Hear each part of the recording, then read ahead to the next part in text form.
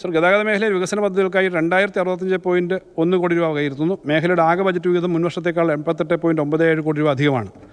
റോഡുകൾക്കും പാലങ്ങൾക്കും 1157.43 കോടി രൂപയും റോഡ് ഗതാഗതത്തിന് 191 കോടി രൂപയും ഉൾനാടൻ ജലഗതാഗത മേഖലയ്ക്ക് 133.02 കോടി രൂപയുമുണ്ട്. തുറമുഖങ്ങൾക്കും ലൈറ്റ് ഹൗസുകൾക്കും കപ്പൽ ഗതാഗതത്തിനുമായി മുൻവർഷത്തെ 73.272 കോടിയിൽ നിന്നും 93.72 കോടിയായി വർദ്ധിപ്പിക്കുന്നു. മാരിടൈം ബോർഡിന് തുറമുഖ വകുപ്പിനുമായി 82.7 കോടി രൂപ.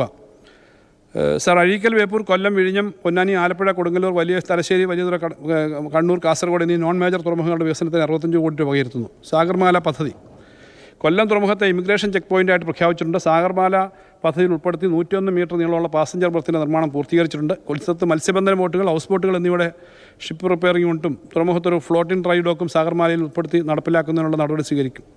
കേരളത്തിലെ തുറമുഖങ്ങളിൽ നിഷ്ക്രമമായി കിടക്കുന്ന വിലപിടിപ്പുള്ള ആസ്തികൾ, ഭൂമിയും കെട്ടിടം ഉൾപ്പെടെ സ്വകാര്യ പങ്കാളിത്തത്തോടെ വികസിപ്പിച്ചെടുക്കുന്നതിന് വേണ്ടി ആലോചിച്ചിട്ടുണ്ട്. ഗൾഫ് മേഖലയിൽ നിന്നും കേരളത്തിലേക്ക് യാത്രാക്കപ്പൽ ആരംഭിക്കുന്നതിനുള്ള താൽപ്പര്യപത്രം ക്ഷണിച്ച് തുടർ നടപടികൾ സ്വീകരിക്കുന്നു. യാത്രാക്കപ്പലുകളും ക്രൂയിസ് കപ്പലുകളും ഉല്ലാസ നൗകകളും കൂടുതലായി വാണിജ്യാടിസ്ഥാനത്തിൽ വരുന്നതിന് VGF ആയി 10 കോടി രൂപ വകയിരുത്തുന്നു.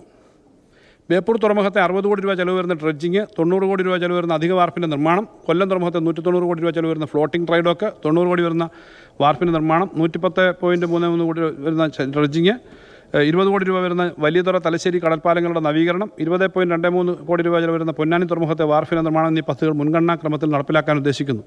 തുറമുഖ പശ്ചാത്തല വികസനത്തിന് പ്ലാൻ വിഹിതത്തിന് പുറമെ 50 കോടി രൂപ അധികമായി വകയിരുത്തുന്നു.